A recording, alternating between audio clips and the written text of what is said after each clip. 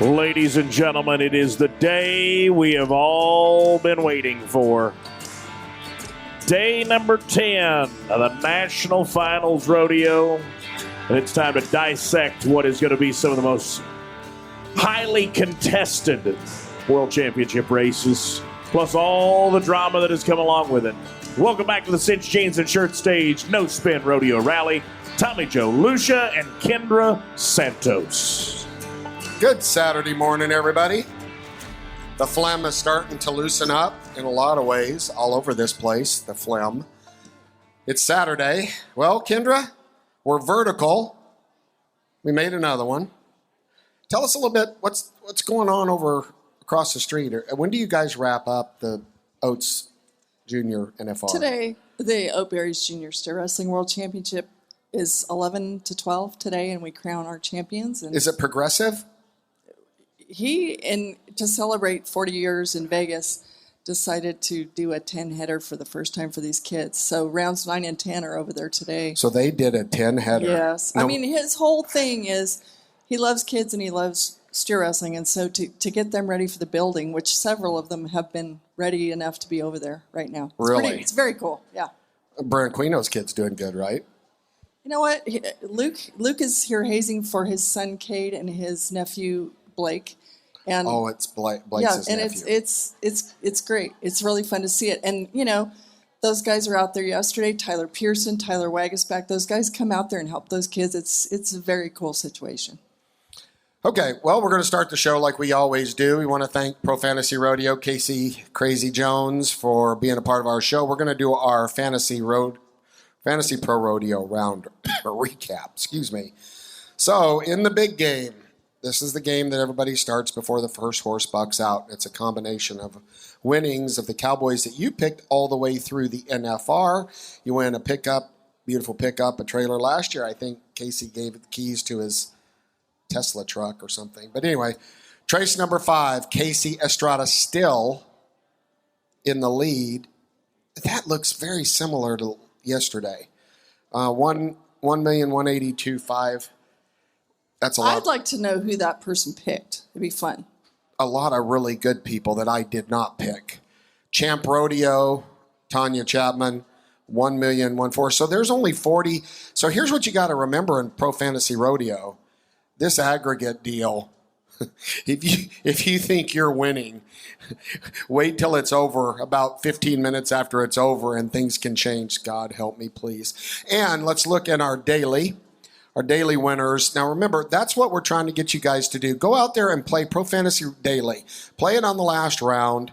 It's $5 off if you have the big game. Hairpin. Ooh, I like that. Hairpin. Hairpin won it $200,000 on their team. That's kind of a low team earnings because there was a lot of shakeups last night. $3,500 they won. Thank you to Pro Fantasy Rodeo. Get out there and play the daily game. You're not out. If you didn't start at the beginning, you can play the daily game.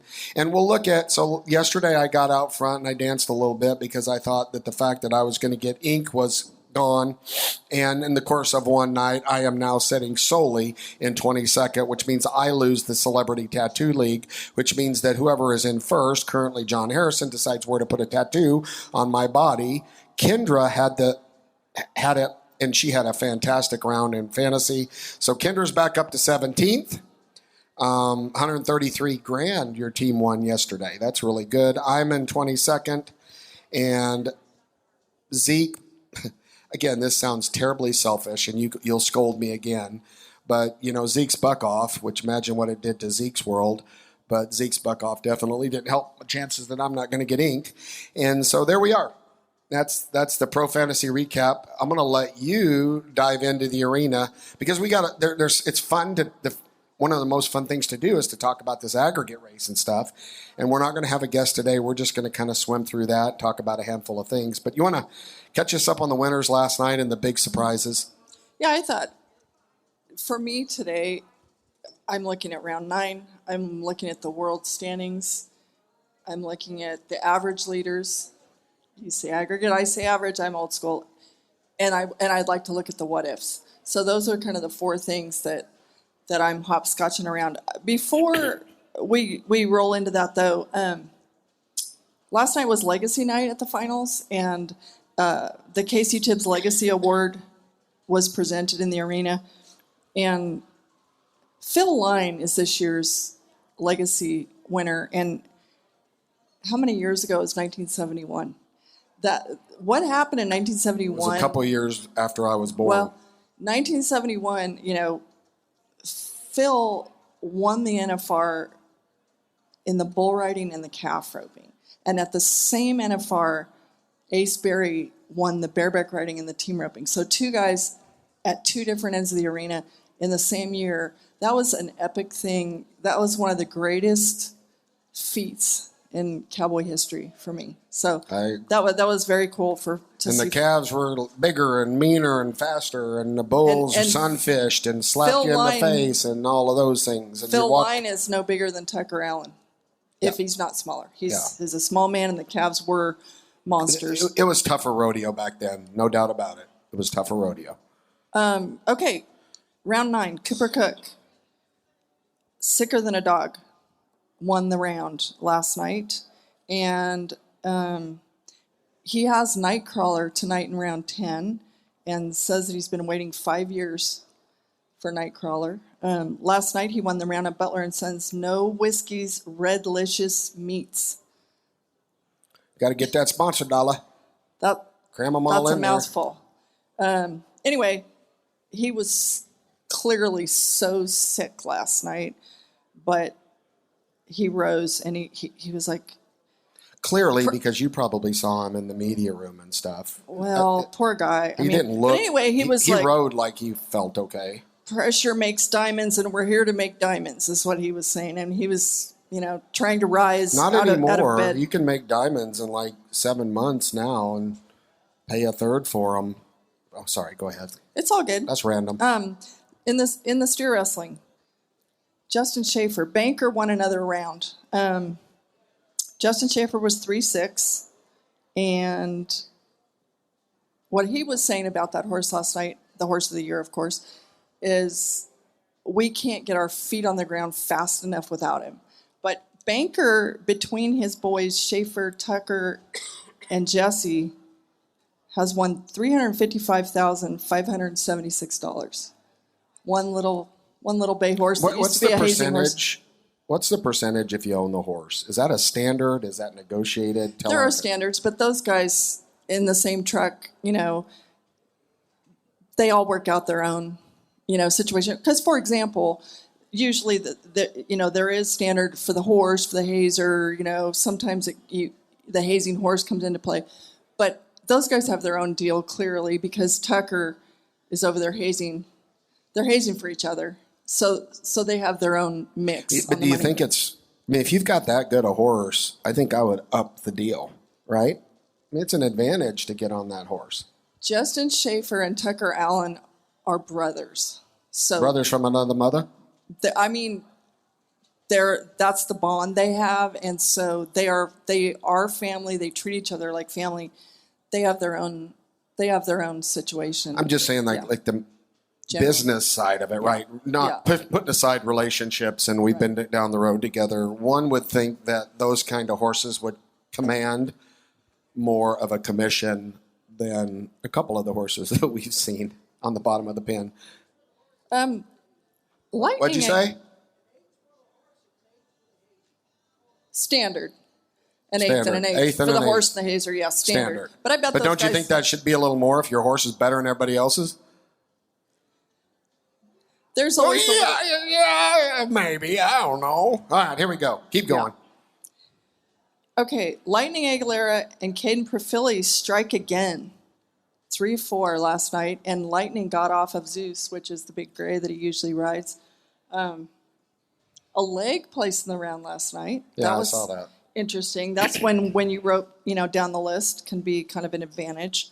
The team roping is always a dumpster fire in a nice way. Like you really can't hardly predict that game. Well, clearly I didn't. Clearly I didn't either. But clearly, allegedly, Lightning and Caden, they're another one of those teams that their partners did not make it. Lightning roped with Wyatt Cox this year, and Wyatt barely missed the books here, and Caden was roping with Brenton Hall, who also just missed the cut. So those guys got thrown in together. They've already won 3 rounds. Do you think the other guy sitting at home's going, what about next year?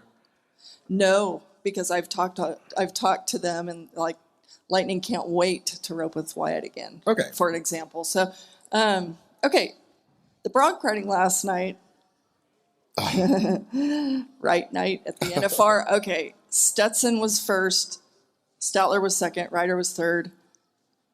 Sweep, cool for them. Cool for the family. rides. Stetson looked like his earlier contusions weren't affecting his ability with his feet, which we saw in the bull riding too. So he looks. I was concerned on his first one back, right? But he looks sound mentally and physically. And he that's is a big so deal. mentally sound. And he talked about last night after, like, the roller coaster, including just how beat up his body's been here. But I like to quote him. He said, but like Kai said, don't be a Pussy. And so that's how those guys think. And also the mindset of this wolf pack mentality that the Wrights have. You know, Stetson said, when you hang out with 4 champs, you're bound to be the 5th. And he's talking about Ryder, Rusty, Statler, and his dad, Cody, I'm sure. You know, so those guys are cool. Statler's shown some composure. They're amazing. You know, they just really are. There's no way around it. It's super cool. It's amazing. Everybody, it's unbelievable. And Statler's composure and the way he's riding, it's everybody's saying it. I mean, we're just saying the same thing, but it's obvious. It's obvious, but it is impressive. He has definitely arrived. Last night was the night that Haven Medjid, who owns the fast time record and the average record here at the Thomas & Mack, kind of got into the right end of the hat, or whatever you want to say. But really nice to see him take. I'm glad he was got 7 a check. flat, took his first I'm victory lap of the week. Yep, very glad. For those who don't remember, or Haven missed the meat of this season, having to sit out with a back injury, and he missed the 4th of July run, the NFR Open, Calgary. I mean, some big ticket stuff, yeah. places, and like he was saying, it was a grind to get here. So it's I mean, that guy's so talented. It's nice to see that come together for him last night, and to get one that didn't kick him or whatever. So he's also hanging in there in the average. He has not drawn good. He really hasn't. He really hasn't, in fairness to him. He really hasn't. Okay, Carly Otero was 13:20, the fastest time so far to win another round of the barrel race. Amazing. That was her And the ground, we talked about the ground yesterday. Yeah. It sure looked like it was better. Was her obviously. third round win. And I'm going to dig about this, but there's something about that horse. Like, I think that horse came from Australia. I got an interesting message this morning that said that horse was a junior champion in Australia. So I didn't have time to look all the way down, but I will. Hopefully he's got his papers the way that you never know. Okay, Quinn Anderson, 87 points to win the round in the bull riding. Good for him. He's the kid, and it was on Mr. Gold of Sutton Rodeos, who's the son of Spotted Demon, for us older people who remember that. That bull was 2018 Bull of the Year and Bull of the NFR, I think. That's right. Yeah. Quinn is the poor bloke who lost the rookie bet by bucking off in the first round at his first NFR and had to shave his head. That's why he looks like a Q-tip. So, anyway. Well, I'll say this about the bull riders. As a whole, not all of them, as a whole, everybody's still coming riding. They're not looking off. They're trying them as a whole. There's a handful, but as a whole. So that is refreshing to me. I mean, these guys got bucked off, right? They just got bucked off, and it's tough. And tonight we'll tell a big story there. There are so many stories, and it's fun to step back. It appears that Stetson Wright is going to be our world champion all-around cowboy after an injury timeout. where like he had put it, Missed call. he was starving to death, but he's already at $736,359. Good for him. I don't think they can't beat him really. I think No way. I don't know if I should go through this separately. I think we should hit on the world standings leader in every event. Rocker Steiner is at the lead. Let's just go world standings and who's leading the average. So Rocker is winning the world. Jess Pope, the 3-time NFR average winner, is winning the average. Yeah, but essentially... Do you want to go to the what if while we're at it and just go tic-tac-toe? You go with your what if, and then I'll give you the Tommy Joe 35 cents. You go with your... Okay, so the what if we paid the average off today and didn't have round 10, Rocker would basically edge Jess, not by a lot, but 30 or 40 grand. In the world champion for the world, yeah. Are you sure about that? Yeah, the what if they paid it off, because Rocker's splitting 5th and 6th in the average now. Jess is winning the average. And if they paid it off like it was over right now. Well, that'd be 100 for Jess, right? No, Rocker, if it ended right now, Rocker would have 474,117, including 5th and 6th in the average.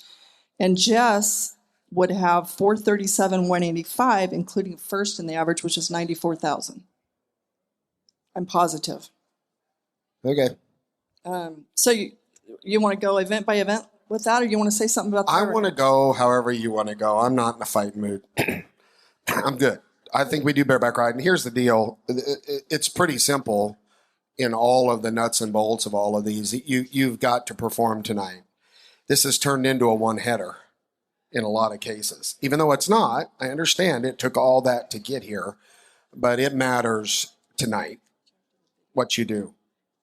Okay, so we had a no spinner while we're on bareback riding. We had a no spinner reach out, so this is the only reason we're going to bring this back up.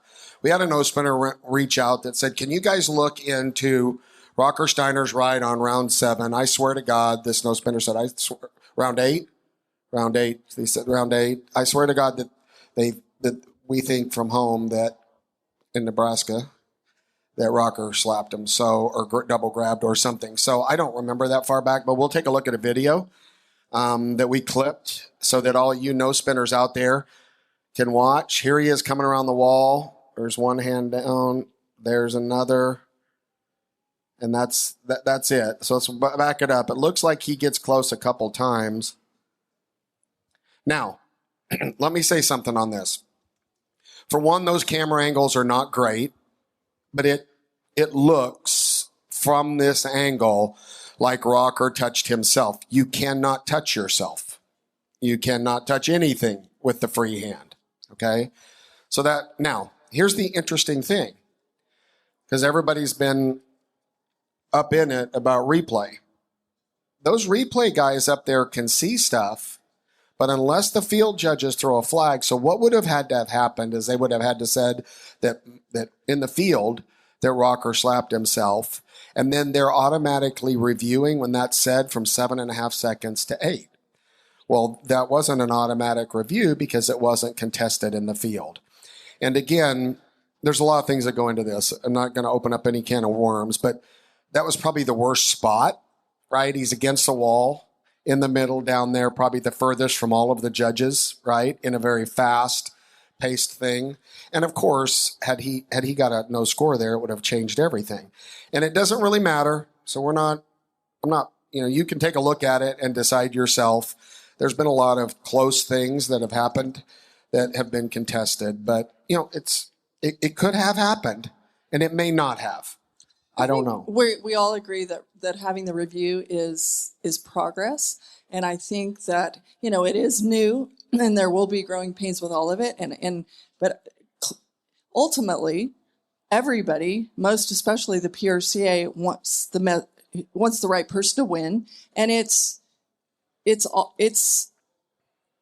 really has the judges' backs, right? Because people can watch it in slow motion from different angles.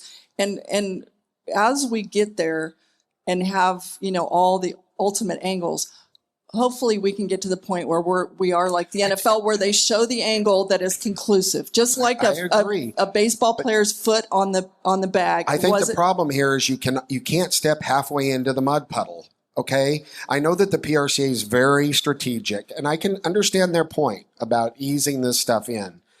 But you either do it or you don't, in my opinion, right? You either embrace it and you figure out how to do it correctly, or you don't. And I'll give you an example. I understand the production of the NFR is critical. But this whole thing that the replay judges have to make a decision before the next guy nods, like, do you want it right? Like, do you trust your technology, and do you want it right? And if you do, you wait for the replay officials to look at all their camera angles and make a decision. And if it's inconclusive from everything they have, whether it's one camera or 73, you leave it alone. That part's easy. If you can't definitively say, we can show you, everybody, that that this happened, we didn't see any, see everybody, here's what happened with Wright. I haven't seen it. I haven't seen anything that said, hey, here was our video evidence of this. And so I'm an advocate for it, but I think do it. Like, do it, take it seriously, figure it out.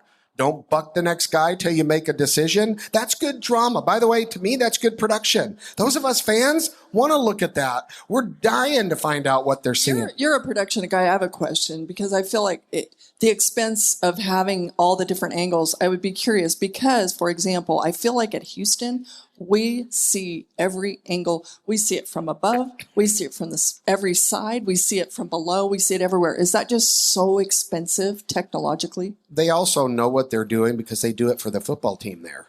So like all of the routing and all of the stuff is in place. You know, that's what they do most of the time is football and other sports. So everything, like they know how to do it and they have it all routed and everything. And they don't do it one time a year.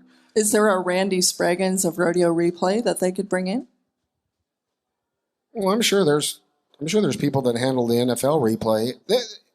You got to embrace it. And I think it's one of those deals where in our culture, we want to slowly taste the steak before we buy it, right? And it's just easing everybody in. And I get that. I get those protocols. I just think you get yourself in a bind when you're saying we're going to use replay as long as you make a decision before the next guy bucks his head. We're going to use replay as long as the field judge throws a flag, right?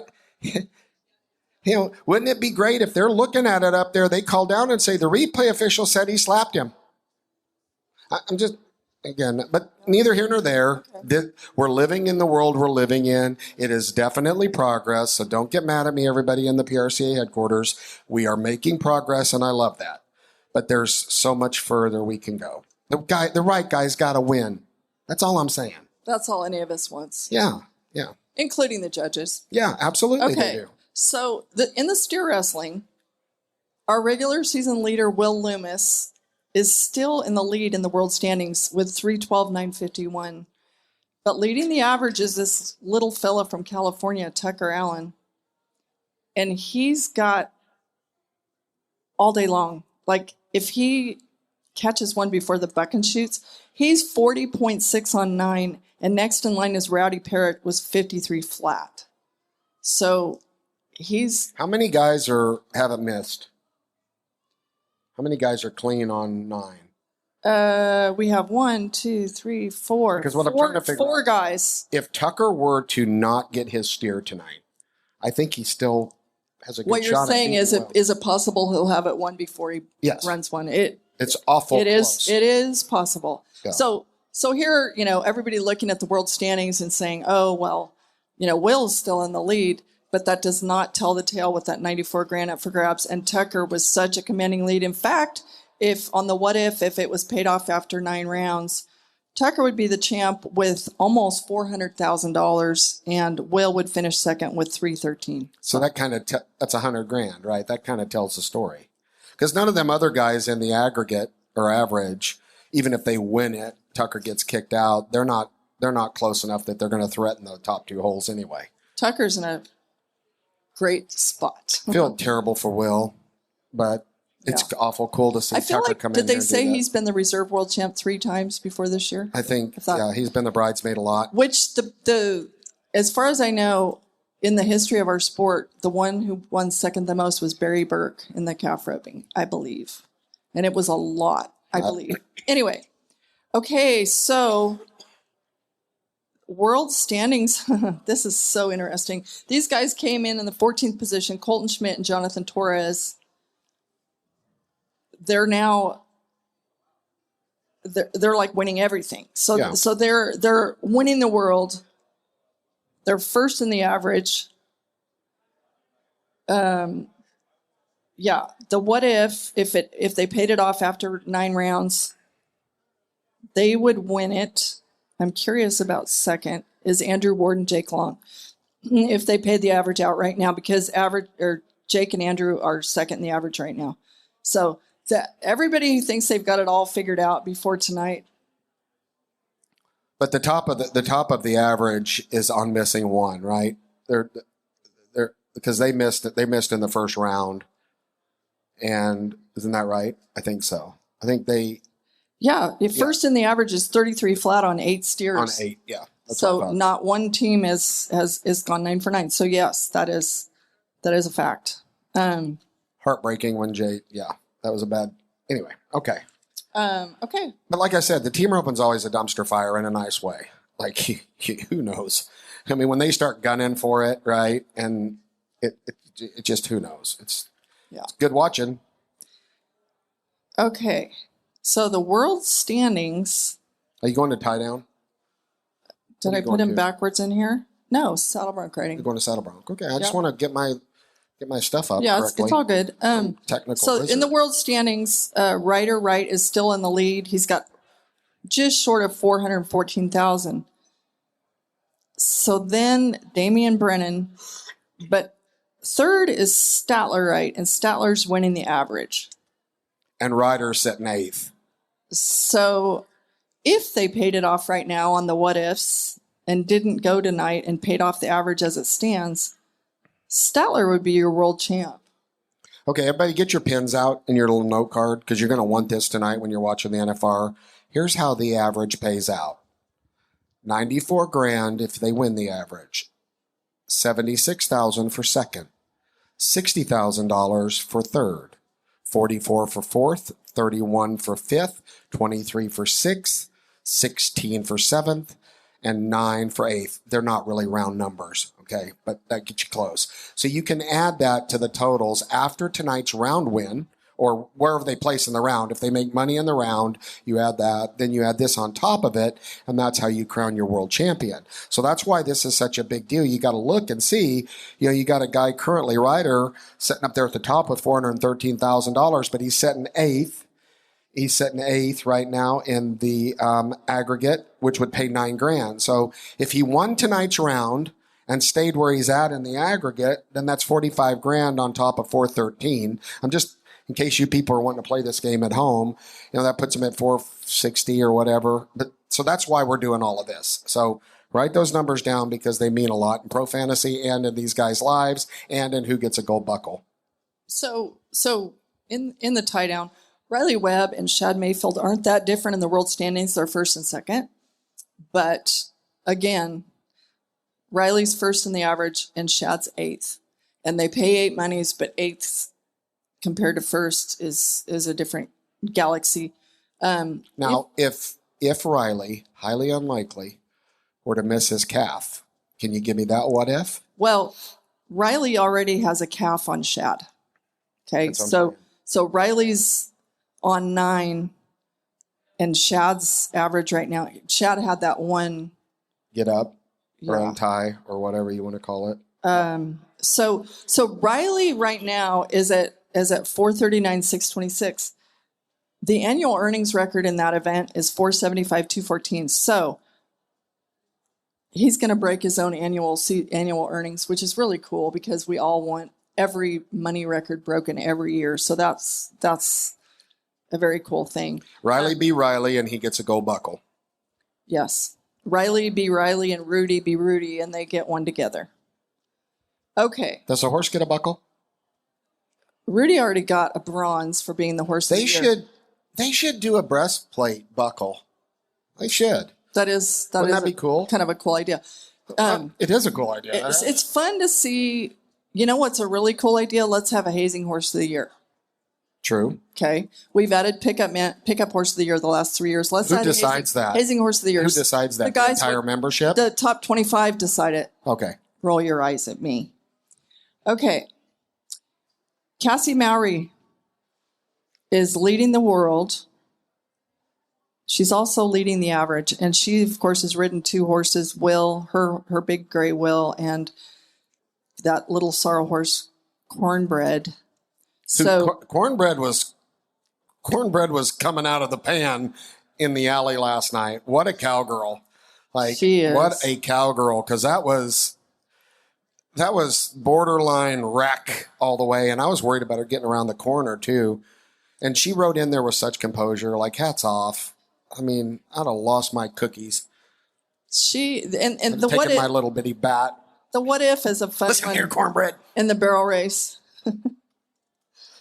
I'm just doing some sidelight commentary while you're going through all the numbers.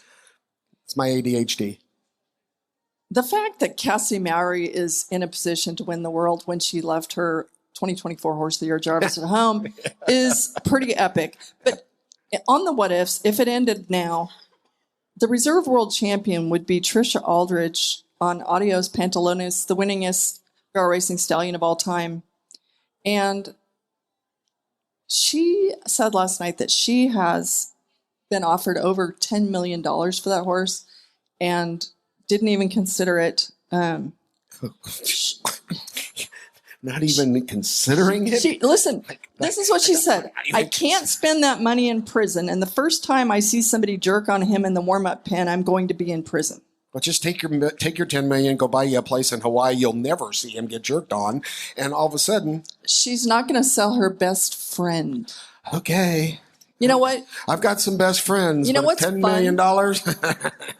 What's fun is she couldn't do it here, but when you know, listening to her when she wears the helmet cam thing or the head cam, whatever that's called, the way she talks to him throughout a whole run is very sweet. I mean, there's obviously a relationship there. The fact that she brought a 5-year-old stud here when there was a threat of the big herp was amazing to me. So, you know, drum your drum however you want. $10 million, a lot of money. I'm glad. I think that's cool, right? But that's well, I would also think change. They would be tall competition in the best dressed award, which is actually a pretty big deal here because Trisha, you mean her and Tank as a combo. And her guy Tank in the back there and Adios, they all have complete hair and makeup and wardrobe every single day. That's a beautiful horse. I've said it from number one. Absolutely stunning. Yeah. And running good. You know, a 5-year-old stud, think about that. Stud, we all know characteristics of studs. A 5-year-old inside a building where the fans are literally on your back and there's LEDs in the fence. Hello. I mean, evidently a calm, it's like a teenager, it's like a mature teenager, right? That's just sharp, or 21-year-old or whatever. Right. Probably a 20, I could see him being a 21-year-old, yeah. Like she has said this week, he feels like a 15-year-old rodeo horse in a 5-year-old's body. So his mind, but I say if everyone was treated with the kindness and positivity and love as that horse, this world would be a better place. I feel opposite. I feel like a 56-year-old in a 78-year-old body. Go ahead. Let's roll into the bull riding, because then that would probably lead us well into the Justin Sports Medicine Report. Big deal. Stetson Wright is leading the world. If it was over today, he would be the winner with almost $575,000. Splitting the average right now, the overhanded TJ Gray and Kai Hamilton, with both on having ridden 6 out of 9 bulls, which is kind of interesting. So and Stetson's got $1 off under them, right? Yeah. Stetson's ridden 5. Those guys have ridden 6. So, you want me to just dive into the Justin Sports Medicine? Well, we need to, because if you didn't see it last night, Kai Hamilton. Now, let me preface this. He's Australian. Garrett and I talked about that. If you know very many Australians, their threshold for pain is stupid. Troy Dunn. I mean, it's a characteristic of those people from that rocky little island in the middle of nowhere. Very tough, very, very tough. And when they carried him out, and it was weird, it looks like he got bucked off, and it looked like his leg hung, but it looked like a knee. Again, I'm going to wait for you. I'm going to give you some outside. It looked like a knee, and he put zero anything on it all the way up the tunnel. So what do you got? What are they telling us? They're not on time with the sports medicine reports anyway. Get it? Come on, guys. Justin Sports Medicine Group, which I so appreciate them, they're saying right knee sprain, further evaluation tomorrow, as in today, and that he's questionable for his status. However, everybody remembers a couple years ago, right, when he got knocked out like a helicopter in the air, and it was so ugly. And then he spent the night in the hospital, and then that was when they had the UNLV campus shooting, and he got released in time. So we had the first ever like morning perf. Remember that? And, yep. And he came back and he won the round the next day. But like, yeah, but so let's think about this. If you're a bull rider, if your head hurts a little bit, it's one thing. But if you can't use your legs, right? If your knees aren't working and you can't hold with your feet, it doesn't matter how tough he is. That's the concern, right? Is if he can't sit there and ride. Now it depends on his draw, right? If the bull goes into the weak knee, and I mean, there's all these things that are interesting, but that's way much more of a handicap, right? A groin or a knee, where you got to use your feet to ride. And Kai rides tough. Like if you look at Stetson, in my opinion, rides agile. He's all over him, right? He's keeping his body. Kai is a little more like the Troy Dunn type. He's fast, he's quick and athletic, but he's strong. And I'm just saying, if that knee weakens that hold, that's a problem for him. Yeah. When he's telling Stetson not to be a P word, I would be shocked if he doesn't go. But you know, it will be his call. And knowing Kai, I guess I'll be surprised. I bet he goes. I bet he goes too. But can he ride him? So we know that Raleigh Johnson, who had the concussion, is out. J.R. Stratford, they were trying to explain this to me last night. So he didn't ride in round 9 last night, but there was some technicality about it being an extension of his doctor's release from round 7 and 8. So J.R.'s understanding was not that it was automatic that he had to miss round 10, but it was a matter of his head swelling. He does still have one eye swelled shut. Whether he goes tonight. Does he want to get on in 10 or what? He's been totally wanting to get on. He wanted to get on yesterday, but usually you have to let the secretary know by 11 a.m. And these guys have been taking a little bit more time during the day to can the sports medicine tell him he can't get on? My understanding that dates back to the Kai Hamilton injury a couple years ago was that SportsMed can strongly advise them. Which means no. But ultimately, I don't know if you got all the way down to the legalities, if this would be considered a right to work situation. Ultimately, my understanding in 2025 is that it ultimately is the Cowboys' decision. Yeah, well, it should ultimately be a doctor's decision, in my opinion. Because Cowboys aren't thinking, you got to think that.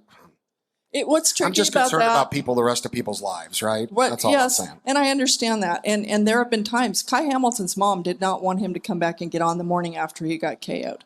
And she didn't want him to. And then remember the scene in the middle of the night, I got a picture, and it was Kai, Stetson Wright, JB Mooney, and they were all there just all night and, just talking through it or whatever.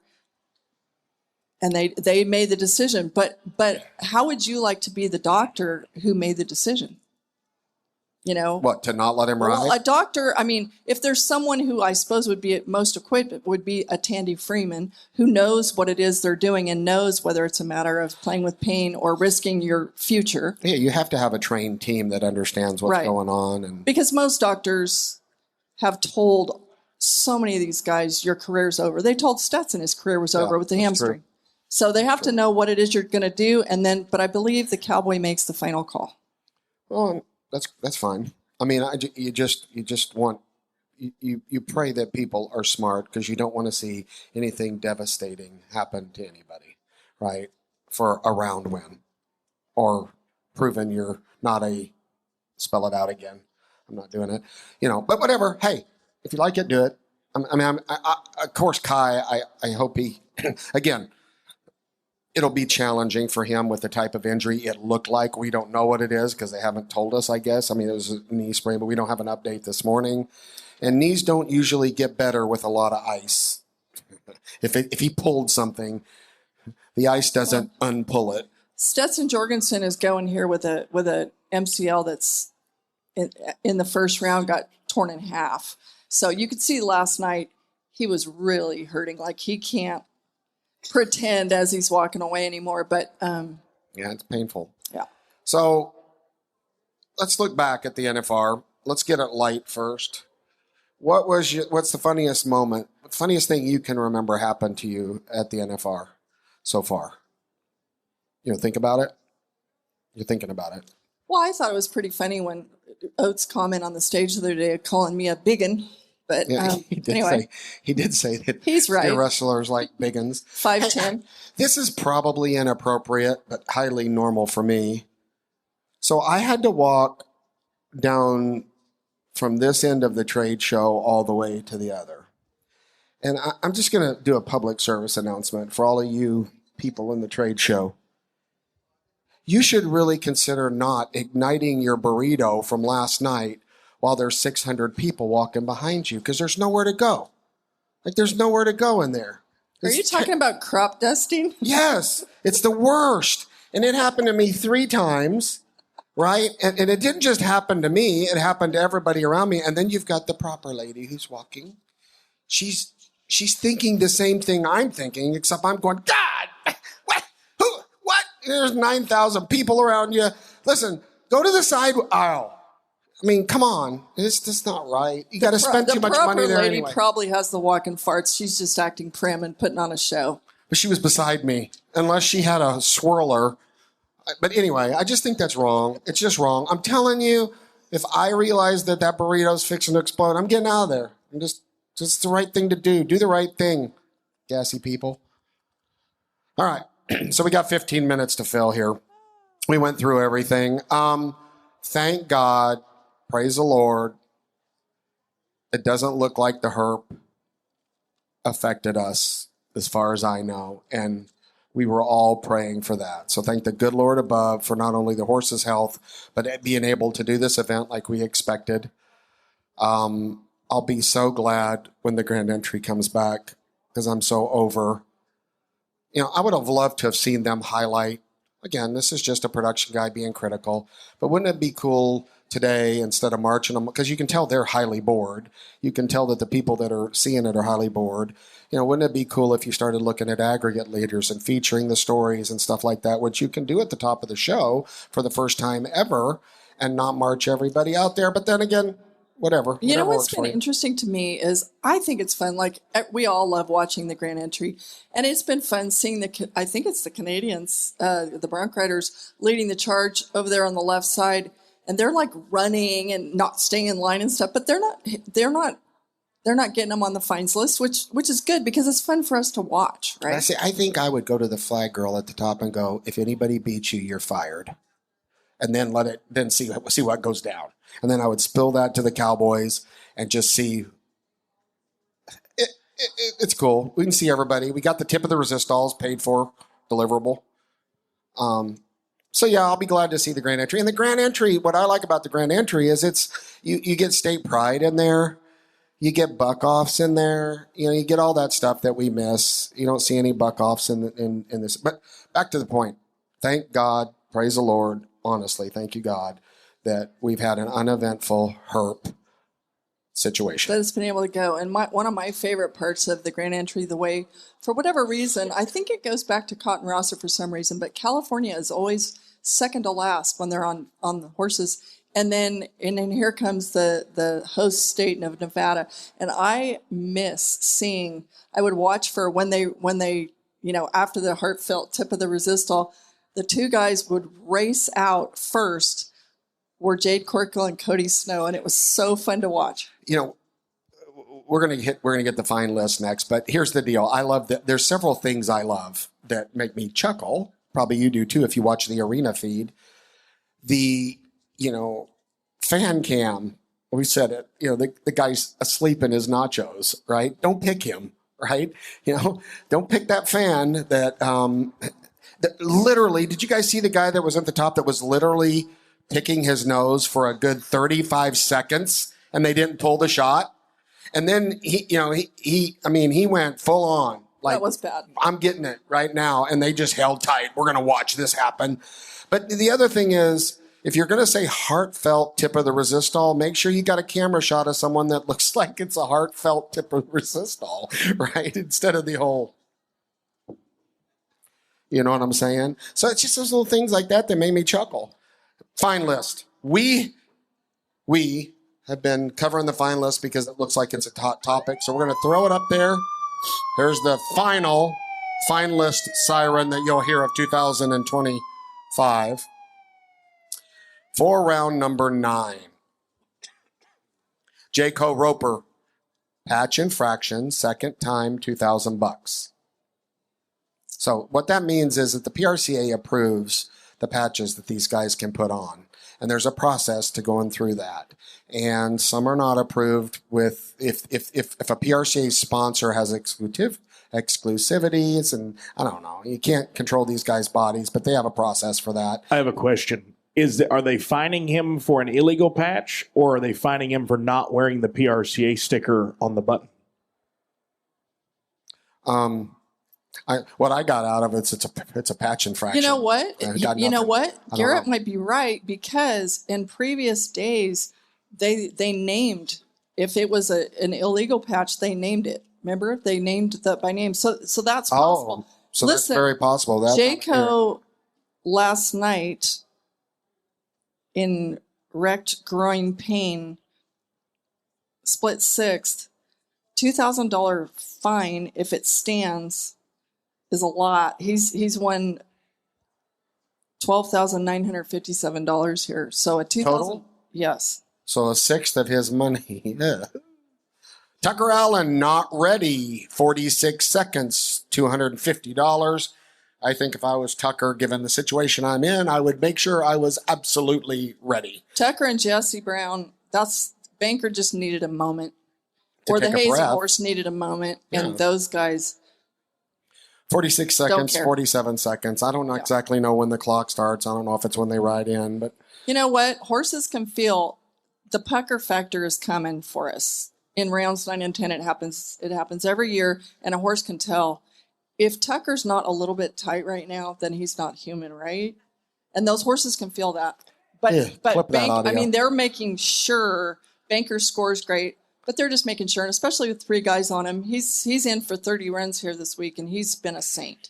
Yeah, okay. Yeah, I mean, I would do. That's just a businessman's decision whether they did it on purpose or not. Garrett Shadbolt, not ready, meaning probably he didn't have his hand in, right? When they told him, which we talked about this earlier, that could be a horse situation. There's times when you literally don't run your hand in because as soon as you do, you've got about 25 seconds to get out on him or he's going to start smashing you. So there's a lot that goes into this. Remember, everybody, when we talk about the fine list, all of these cowboys can contest it.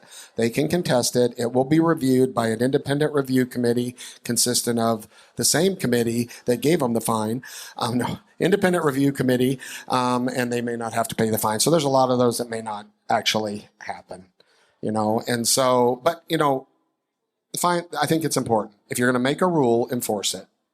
And $250, I mean, like you said, for Jayco, that's a big deal. That's a lot for a guy that's not winning very much. Okay, most memorable moment in the arena for you.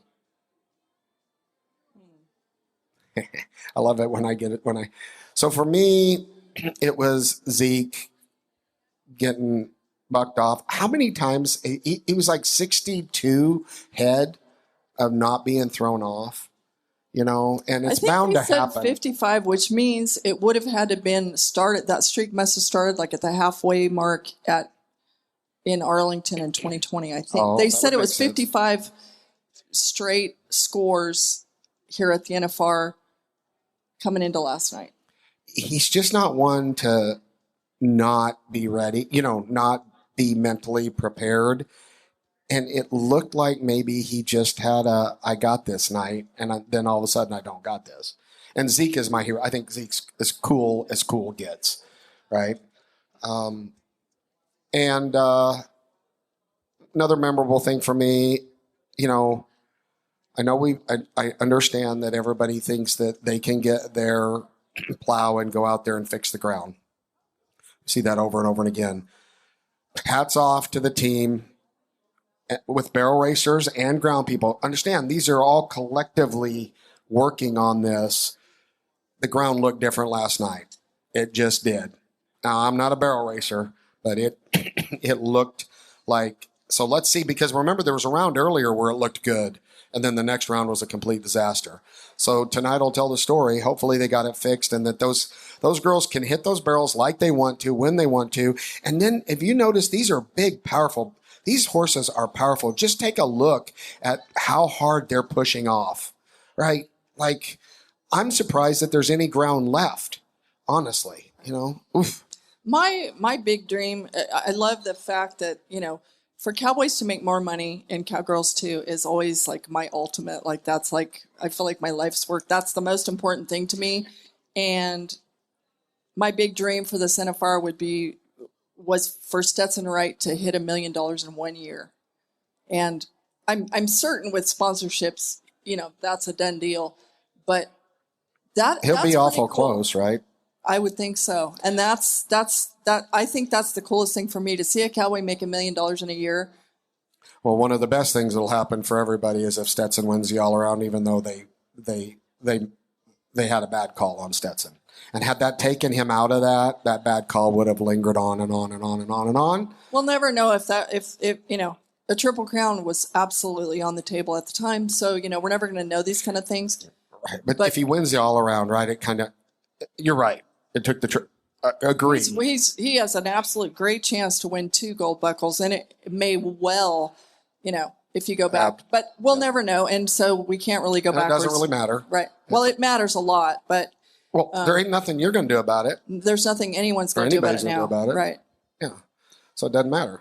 I mean, it matters, but it don't matter. So those are big memories. I don't know. Any other... the World Series let's do a World Series recap real quick. We haven't done that yet. We're very casual. This is Casual Saturday. Casual Saturday on No Spin Rodeo, where you can wear your slippers and your bathrobe. And by the way, last night I'm going into the hotel. Someone left their slippers out by the front door. Who does that? I mean, the crop dusters. The crop dusters do. They blew their slippers right off. Okay. Here we go. The 9.5 Ariat World Series finale was yesterday. The roping paid out over $2.6 million. Second high callback team of Garrett Lefebvre. That's French or something. I'm going to kill that. And Clancy Wilkerson from Arizona won it. They took home $407,000 as a team. Can I say? Of course. You can. Clancy Wilkerson, our very good friend Byron Wilkerson, who was a world-class healer, died in 2017. Clancy's his kid.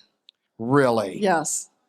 Good work. That is good work. That is so awesome. And to think of Byron smiling on that one, that's very cool. Well, and interestingly enough, 70 teams came back to the short go. All 70 teams got paid. And the first 7 teams took over $100,000 home. They also had a 9.5 custom Laredo custom haulers one. High stakes roping where fees were $10,000 a team. $10K a team. You got to have some big ones to do that. And let's see here, $160,000. High card gets to pick between a brand new Laredo conversion pickup for $160,000 or $100,000 cash. Keith, let's see here. I'm trying to Lewis Perry and Keith Harrington of Florida. Keith the header was a high card and picked the truck, so he picked the truck. So Lewis got the $100,000 cash. Big day of roping. They paid out almost $3 million. Hats off to the South Point. For most of us, our home away from home. Still great food, still great staff. Thank you, Ryan. Thank you, Mr. Gone. If you want to experience the right kind of treatment, go to the South Point. Central. Yeah. And, on that note, Michael Gaughan's mentor, Benny Binion, there's the big statue of him right at the bottom of the escalators where all the Brown halters are on the wall. But this year's NFR icons included Benny Binion, Sean Davis, and Dan Mortensen. So, that's a tie full circle for Michael Gaughan. And thanks to Pro Fantasy Rodeo. Did you see out there that there's some stuff going around that there was a lawsuit for AI submitted? Saw some stuff buzzing around. Did that ever buzz around your? I've heard some rumblings. I don't know anything about it, but I'm assuming it's from the little snippets I've seen on the screen, like in the press room. Are they're doing like a tracker of the barrel racing? It all over. Yeah, they're showing it on every one of the shows. I haven't watched the telecast, but sometimes I get a snippet in the press room where they're tracking barrel racers, and it's that rainbow colored. They're trying to track the tracks of, say, Adios Pantalones versus Will or Cornbread, like what it looks like. Yeah, so Stephen Jester. Looks like that was Jester. Yeah, and I think that guy's been in the PBR ranks. He's a production manager for the Velocity Tour. Interesting. Very smart guy. He helped create, they call it Sky Start. It's the AI technology that the PBR uses now to start the 8-second clock. So he's evidently challenging that some kind of a trademark and infringement on what that Teton Ridge is using. And I think he named everybody, which is typical, to name everybody in the lawsuit. But I bet the biggest attorneys are probably on Teton Ridge's payroll. So we'll see. We'll see if this is real or a money grab. And I don't mean that bad, but sometimes you'll put a lawsuit out there and they'll give you $20,000 to go away, right? Or if this is real and where it goes. But definitely something, it seems like it's pretty strategic when you throw it out there on the 9th round of the NFR. Why, but anyway, get your name in the papers. And if they're doing wrong, then they'll lose the lawsuit. Justice will happen. Yeah, I hate that this is a day and age of lawsuits, but I'm not certain that will be the only one that comes out of this NFR.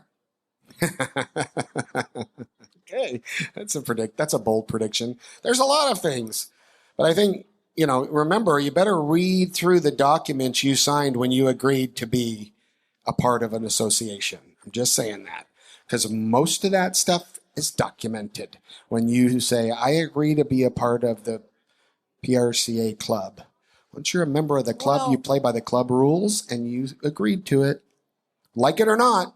I think, and it's an interesting fact, because part of me is like, this is a membership organization. So for me, it's like you sue the PRCA, you're suing the Cowboys is kind of a feeling. But then, the flip side is people saying, no, they have legal insurance that would cover it. So the Cowboys don't really be paying for it, Yeah, and I haven't cleared this yet with my assistant. She's not going to like it, but I'm going to boldly go out there and say No Spin Rodeo is liable to be on break until 2026 unless my partner harasses me enough to get out of my Christmas robe, because that's what I'll start wearing on the 16th, my Christmas robe. You're not going to come to Fort Worth to the National Finals breakaway roping with me? Oh, yeah. It's a short commute for you, Skippy. It is a short commute for me. I'm probably going to try to do that, but I'm going to be there, be a team player in my Christmas robe.